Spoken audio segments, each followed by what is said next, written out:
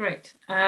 Yes, well, thank you very much for inviting me, the Triratna Earth Sangha. So it's really good that this is happening. I'm really thrilled that this is becoming a Triratna-wide feeling about, that connection with the earth, that ecological awareness. And it's not just in the UK, it's all over the world. So I'm particularly pleased to see people from, different countries. So that's great. So I'll say a little bit about Buddhafield, and some of which I'm sure some of you will know, and then I'll explain what our new initiative is.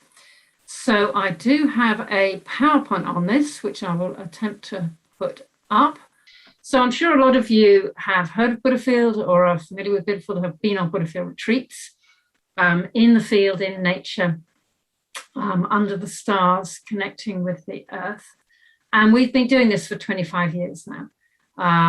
And here are our four main themes of collaboration, celebration, inspiration, and renunciation. So from the beginning, Buddhafield has always been connected to the earth and always had an ecological awareness. So this isn't, for us, this isn't an add-on, this isn't something new, this is something that's been absolutely central all the way through. And always, as part of our practice, has been a sense of community, of land, teaching, and of enterprise. And now we want to develop that a bit further. So here's a picture of the festival a couple of years ago, which when it's not pandemic times, we've had 4,000 people in fields in the south of England, really enjoying themselves, going to Dharma teaching, going to meditation, doing yoga, having a good time, singing and dancing, and without drink and without drugs. So it's really offering something to the world for people who might not know anything about the Dharma, and often don't, but want to have a nice time. And can come along and from there can find out more about the Dharma. So we've always had a very strong sense of community, particularly with children. So we have the village retreat where families are welcomed. And my own daughter has sort of grown up really with the Buddhafield village retreat, which and she now is often on the team for that.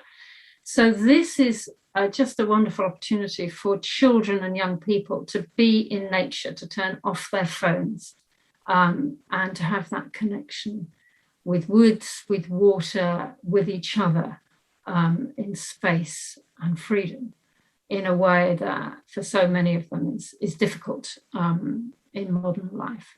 So that I think is a really, really important thing that we do. We've also already owned land in Devon and been planting trees there and developing ritual spaces there. And of course, we do a lot of Dharma teaching, meditation teaching, Dharma teaching, lots of talks. And people very often who want to come to the festival because they heard they can have a good time, don't know anything about the Dharma and who would not go to an ordinary Buddhist center, come through the doors of our tents, come through the flaps of our tents, and hear people teaching the Dhamma and learn to meditate. And it's a real open way in to practice. We have wonderful meditation tents. There's lots of introduction to meditation. And also, of course, we have our meditation retreats. I'll go back to that. So we have the month-long total immersion retreat. So this is unusual. You can stay in the field for a month and learn to meditate largely in silence. You can really, really go deeper. It's a wonderful opportunity. And of course, Buddhafield is a right livelihood business. The cafe, the festival are social enterprises, and they make money on a good year to support people. So it is part of Bante's original vision of community, of centre, in this case, centre on the land, and of cooperatives. So the Butterfield Cafe goes to different festivals, sells people vegetarian and vegan food, invites them into a friendly space and makes some money, which helps support Butterfield.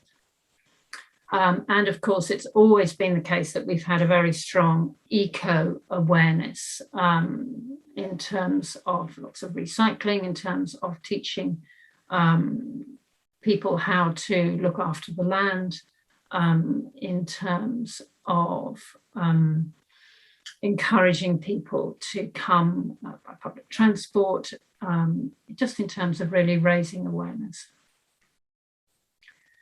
And one thing we very often do, of course, is have firesides and sit around the firesides and we talk and we sing and we tell stories and we connect in that way under the stars, which has a different feeling from meeting in a room. It opens people up in a new way. And one of the things we do is we discuss the future. So here we are, we can imagine ourselves sitting around a fire. So we'll do that a bit later. So we've got 4 questions that we're going to be exploring today when we go into our breakout groups. So we've got one on enterprises, teaching, ecological awareness, and community. So for an organisation like Butterfield to run, we need to make some money, but people need to make money to live. So that needs enterprise. So how can we have businesses? How can we run organisations which contribute to the well-being of individuals and to the planet? And so that's a question we're asking ourselves. And obviously the Buddhist teachings and learnings are, always important, always absolutely central to what we're doing. Ecological awareness, particularly in these times of climate change, is absolutely crucial. And community is very, very crucial. I'll say a bit more about community. So with Butterfield, we've got order members, we've got mitras, and we've got a lot of people who aren't either of those. So we're always creating community. We're weaving community. We're connecting with each other, and that's very much my role in Butterfield, to connect with other people, to help weave them in, to explore with them. And at Butterfield, we're very aware, obviously, that things can go wrong. We can have disharmony. So we don't wait for things to go wrong. We actually have a Sangha Harmony team.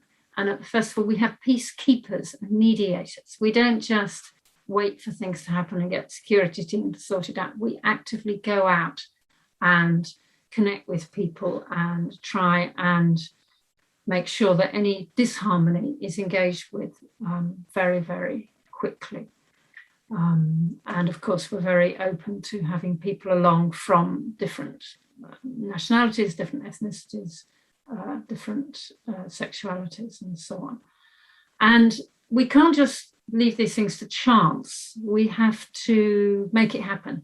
It has to be an active practice of forming a community, of building and weaving a community. And so one way we want to do this is by talking to people. So we've had these different sessions, which we call the Living Bridges, and I've done quite a few of these already, where we go out to people in centres or like this on Zoom, and we say, what's important to you? What's important to you? What do you think is really inspiring? What inspires you to build ecological awareness? What do you feel is really beneficial in community building? What Buddhist teachings are you really interested in? And what enterprises, what right livelihood businesses could be helpful for you? So it's not just us offering stuff to the world. We want to take in what other people are interested in. It's very, very much a two-way process. Okay, so what we're looking for at the moment is what we call the Buddha field base, which is very much channeling the spirit of the eco-sattva.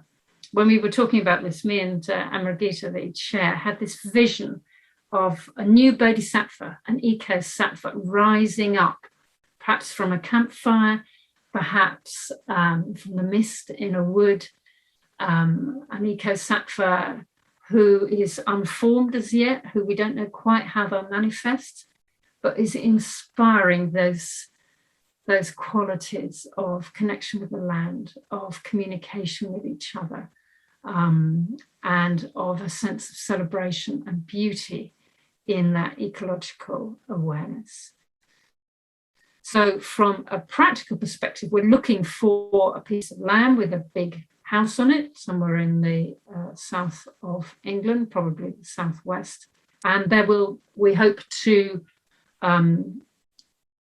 not settle down, because we'll still go to different sites, but we hope to be able to build our base more to manifest that spirit. So somewhere big with outbuildings, with training rooms, with land where we can hold a festival, with woods, where we can do rewilding, permaculture, space for solitary retreats.